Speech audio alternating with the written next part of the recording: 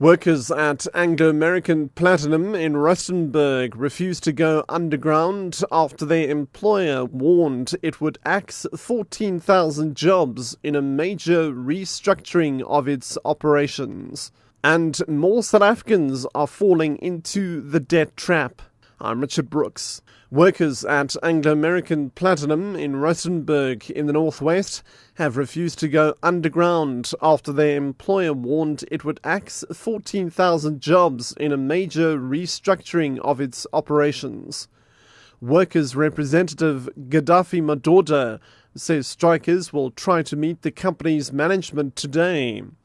Months after being swept up in a deadly mining strike, Amplat said yesterday it planned to close 4 shafts, sell off a mine and retrench 14,000 miners. Amplat's Chief Executive Officer, Chris Griffiths. Mining works programs were put in place that at the time described the most optimal mining of those rights. Clearly, life has changed. There's been impact on the industry. There's a whole host of structural and economic changes that have happened, not only in Anglo Platinum.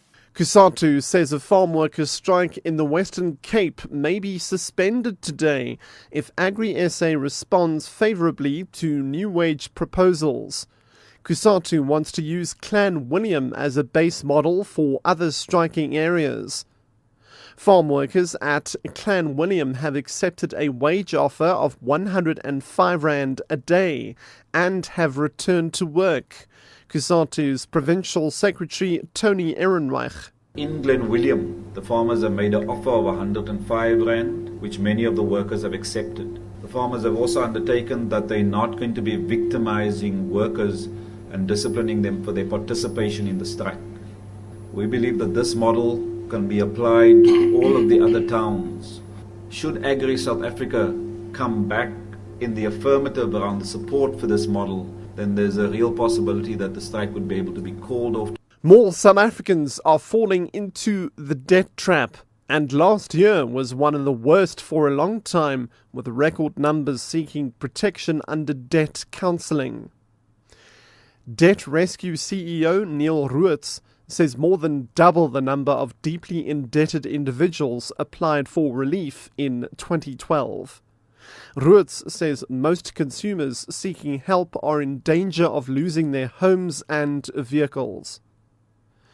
The greater demand for credit peaked at more than 10% compared to the same period last year, with total household debt in November peaking at over 1 billion rand.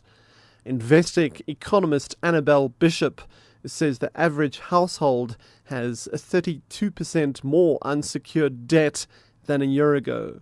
It's back to school for a few million learners in the southern provinces today.